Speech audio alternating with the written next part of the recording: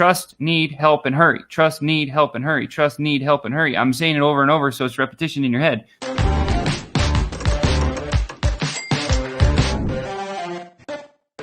Good Tuesday, Taco Tuesday morning, Sales Ascender. I hope you're doing good. Do you like this new setup? It's rad, isn't it? I'm so excited to have you here. Hi again, everybody. Sean here from Sales Ascender. Super excited to be here with you today.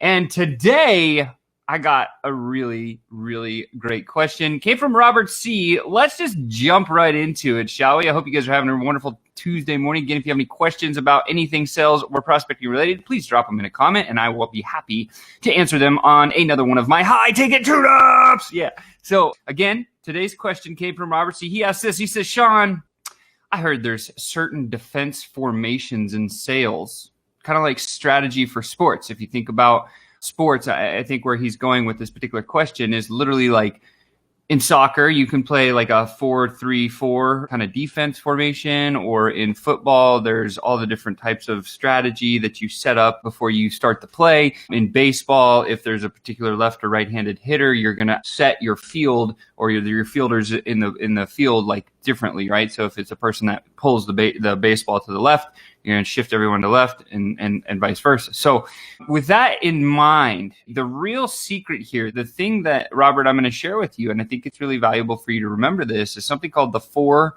horsemen of the prospect's mindset. So let me just write that down so you guys understand what it is. So there's the 4 horsemen of the prospect's mind. Very simple. Here's how they work. They are help, hurry, need, and trust. Help, hurry, need, and trust. Need and trust, help, and hurry. Need and trust, help, and hurry. What does this mean, right? So like we know that if those are the 4 blocks that will knock down a sale for us and it will help us gain opportunity to work with somebody and make an impact, again, it's need and trust, help, and hurry, right? Need and trust, help, and hurry. And so if those are the 4 building blocks, and we know that if we knock down all 4 of those building blocks in any one of our prospects' minds, then we'll get a yes and we'll get a sale. And that's kind of how that works. So if we know that those are the only 4 building blocks that are in the prospect's mindset, we just need to arrange them in a particular order or a formation, if you will, of sales. And so the secret here is there's only 2 formations that can ever occur in any selling situation. And so this is really important. So let me go through like a need and help and hurry and trust first so you guys kind of understand. So like if we're going through the building blocks, need, right? If someone says, hey, I have no need, I feel no need for this, no sale, right? Secondly, I feel no trust on the person that I'm speaking with. Okay, no sale, right? Okay, I don't think I need any help. Okay, no sale. I'm totally not in a hurry to solve this problem. No sale, right? And if we know that those are kind of the 4 building blocks, we have 2 formations that we can create out of these things. And so how do we do that, right? So the first one, formation 1, is what we call the prospect initiated formation. And this is going to be ordered in the following. It's some hurry, some looking for some help. I have some trust because I've done some research, and I have some need. This is a very nice prospect to engage with. However, they can play coy and they can play defense, and it's kind of tough to remember that. But as you're going through this, this is one of 2 formations, the only formations that can occur. So if somebody's coming forward to you, they're swimming towards you, you put out a Facebook ad and they swim towards you and they're like, hey, yeah, like I do have this problem. Hey, there you go. I have some need, right? They just established it by clicking on your link and taking a little bit of action. That's cool about internet marketing because people can click on your ad and do some cool things. I have some trust. I did a little bit of research on you. I know a little bit more about you. Like I liked the webinar or the ad or the initial conversation that I had with you. Great. I am looking for help to solve this problem. And of course, I am in a hurry to solve this because it has been somewhat of a recent problem. Now, when you have this kind of a setup, this would equal what we call a warm prospect, right? So you have a warm prospect that has a little bit of situational awareness. They have problem awareness. They know that you are a potential solution, but they need more information. So this is the first formation that could come your way. This one's a very much easier engagement in terms of the conversation, and literally the same sequence applies. You got to build bond and rapport with the person. You got to set the rules of the call that you're doing, establish the need that they truly have, the help that they want, and, like understand the timing, then like just having that easy conversation and understanding those three things, the trust will come up, and that will be the move that you have to have. But if you can tune your mind to understand like, hey, they are in a hurry, they are looking for help, they do trust me a little bit because they're here talking to me and they have some sort of a need. My job as a sales ascender, sales professional, is to go in and dig and deep and figure out like, what are these things? How do I solve them? So that's the first formation in selling. The second one is prospect initiated. This is, again, prospect initiated when they're swimming towards you, where they clicked an ad, they got a referral towards you or something of the sort, and they're swimming your way. That's the first formation. The second formation is this. It's when the sales ascender initiates. So this is more outbound strategy in selling, prospecting in that world. And the order shifts. So if you look back at this formation, it goes some hurry, looking for help, some trust, some need, versus no hurry. They're not in a hurry because they're not aware they have a problem or even a situation that they're in. They don't know that they need help. They have no need to solve the problem because they don't know about it. And they have no trust because they don't know really who you are because you're initially reaching out to them. So this is the second formation. This one's a little bit more difficult to tackle. This is where a lot of people get stuck in that whole place of, oh man, like I don't want to do prospecting work because I'm fearful of whatever, insert blank. And because, and just on a side note, there's only two fears that any human has ever had, right? The rest are formulated or made up in their world from their records. The first one is fear of heights. That's a real thing. So like when you come out of the womb, you're afraid of falling down really far, like afraid of heights. Second one is a fear of loud noises, right? Those are the only two fears that you're actually inherently born with. The rest of them are made up. So that said, knowing that, right, the rest of, enter blank fear, like shouldn't even be a fear, right? If you have that, we need to kind of get through that conversation first as a sales ascender to get your conviction level super high so you can go out and do the outbound work that you need to do. But once you get there, the cool part is this, right? So now we have the sales ascender initiated formation. This is the play, the outbound sales play that we'll use. And we know that nobody's in a hurry. Nobody's going to need our help right from our start because they don't know who we are. They don't know they have a need because they just don't know. They haven't had the conversation. And there's no trust there. Maybe they have been in, like kind of the realm and everything. But again, it comes down to the same thing. Like the difference between formation 1 and formation 2 is the nurture, right? That's the secret. So like if formation 1 is this, you don't need as much nurture to get into a great selling conversation. If you are doing the outbound work, then you need to focus on your nurture, because if you focus on your nurture, that's great. What do I mean by this, Sean? Okay, well, look, they have no need, no hurry, no trust, and they don't know that they need help. What we need to do is start a conversation by breaking the ice. There's a lot of different ways to do this. I like to be a little bit more direct because I think a lot of people on social, for example, fluff stuff up that doesn't need to be there. And so on social, what I'll do is, hey, I noticed your profile. I think it's awesome. Can I ask you a question really quick? Just write that in a message, and that will break the ice for somebody. It's harmless. Most prospects will be in that place of, what is this guy doing? This formation will naturally appear in their head. And when it appears in their head, like, guess what? You know how to solve this problem. So then you start talking, hey, yeah, of course you can ask me a question. Great. And for example, in my world, like I want everybody in my Facebook group so that because my tribe is growing and our movement is being created. So my next question is going to be like, hey, I created this really great group. I think you'd be a great fit because of the research that I've done. Are you interested in jumping in or something like that? And they're going to say yes or no. Now, what has happened here?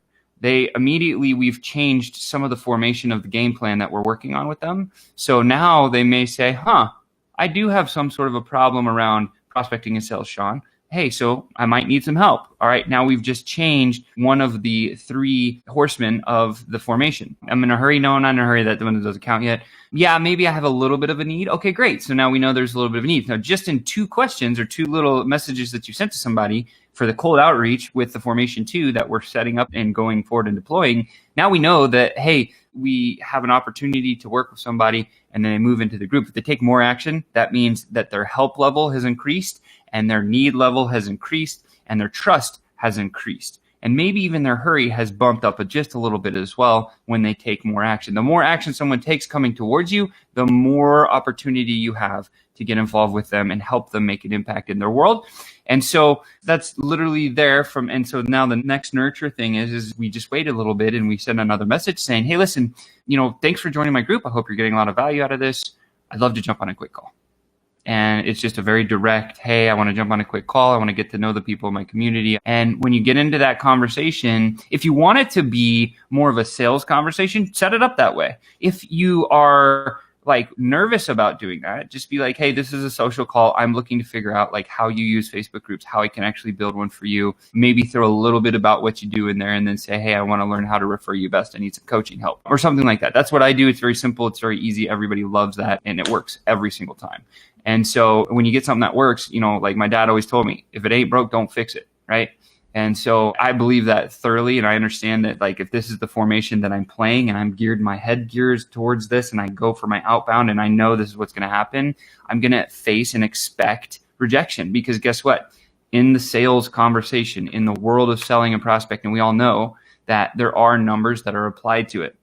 Would I call it a numbers game? Yes and no. No, because I believe that you can be very definitive on the people that you're selecting and the people that you're actually starting conversations with. Like what we've done in our sales centers in our circle is we've made sure that every member that comes in here is what we believe to be a mover and shaker in their respective fields. So we know that the field that we're playing with, the tribe, the momentum that we're building with our movement, all those people are the right people because we have such a big filtering criteria on the front end. So just know that you're in a group of amazing people. If you're not part of our Sales Ascenders Inner Circle yet, just go to Facebook groups, Sales Ascenders Inner Circle, get an invite. We'd love to have you if you fit the criteria, obviously. But back to the formation here. So once we understand that we're kind of doing the outbound and we've geared our head towards this, the next thing is pretty simple. Like your job is through nurture to change from formation 2 to formation 1. And once you get to formation 1 in the prospect's mind, the conversation becomes easier. That's the big difference between like inbound marketing and outbound marketing. If you're doing inbound marketing, that means you're doing webinars, you're putting ads out there, you're doing JVs, you're doing all these other things and getting people to have some interest on their own accord and start swimming towards you. So it almost somewhat tees you up for formation 1. Because those deals will typically close sooner than a formation 2 setup, and it just takes a little bit longer. So when Russell, thank you, Russell, put all these funnels into the online space and really like dominates the funnel game for sales funnels, what he did was he removed that actual piece of lead nurture.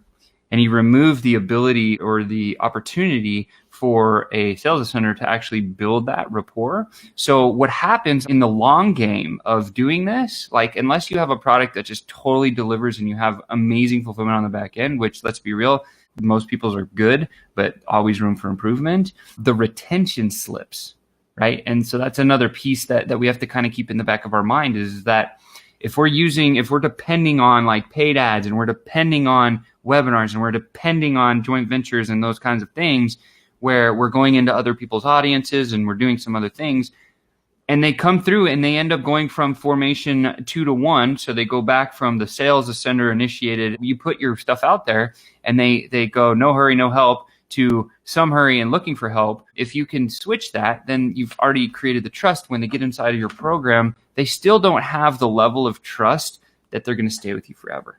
Now, over the time of the delivery, they might get there, but the secret that is this, right? So like, that's why I love and I will always preach about doing outreach, outbound outreach, because I believe that you have the ability, like people buy people. Let's be real. Like if you think back to the last thing that you purchased, the person that you purchased it from, let's say it's over $1,000 because that's usually the threshold.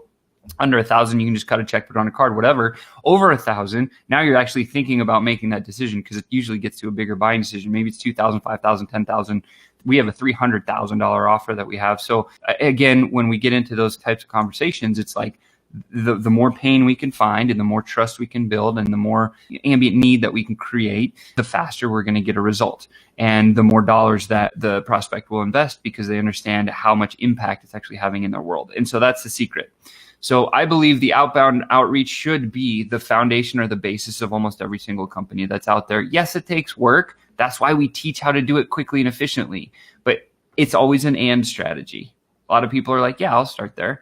And then they start with organic. It's either buy your way in or work your way in, right? So if you don't have the cash to buy ads and build webinars and hire teams for that stuff, then you have to work your way in. How do you work your way in, Sean? You start having sales conversations with people. Literally just start talking to people. Because guess what? You're going to find people that vibe with you. And when you do, then you just start asking them the right questions. Then they're going to come swim your direction. And you've moved from formation 2, where there's no hurry, no help, no need, no trust that the prospect has in their mindset, to now they have some hurry, looking for a little bit of help. They have some trust in you because you've been talking with them, and they have some need that you could solve for them. And when this happens, guess what? You're in a great place, because then that means a deal is coming a lot closer. So I hope that gave you a little bit of answer there. Robert asked a great question. Again, I heard there's certain defense formations in sales, kind of like strategies for sports. And if you remember the 4 horsemen, right? It's trust, need, help, and hurry. Trust, need, help, and hurry. Trust, need, help, and hurry. I'm saying it over and over, so it's repetition in your head. Trust, need, help, and hurry. When you understand that there's 2 formations out of trust, need, help, and hurry that can occur, formation 1 is when the prospect initiates, typically inbound. They're going to have some hurry, looking for some help. They have some trust, and they have some need to solve. That's the place you want them to be when you engage in a true selling conversation. And if you're doing the outreach side, the other side is like, look, they're not going to have any hurry. They're not going to have any help, or know that they don't need help because they're unaware, right? They're not in a hurry because they're unaware. They have no need because they're unaware, and they have no trust because they don't know you. That's fine. Like, just have a conversation. Move them from formation 2 in their mind, again, prospect, the 4 horsemen of the prospect's mind, into formation 1, which is they have a need, they have awareness now, and then now you can actually start the sales conversation and go down that path. So I hope that helps you today. And I hope, Robert, that gives you the 2 formations that will always happen in any type of sales conversation that comes up. So with that said, I love you. A couple of comments that came in today. Faithful Facebook user, finally catching alive. Excited to have you here. Hey, Sean. And hey, back at you, faithful Facebook user. If you want your beautiful picture and name to appear there, please just go to, there should be a link maybe in the description if there's not. Yeah, just go to StreamYard.com and you should actually be able to register your name and it'll appear. So thank you for saying hello. That's awesome. And Robert, see you again. I hope this answers your question. I love you. Happy Tuesday. Let me know what kind of tacos you're going to eat today for Taco Tuesday, and I'll see you tomorrow.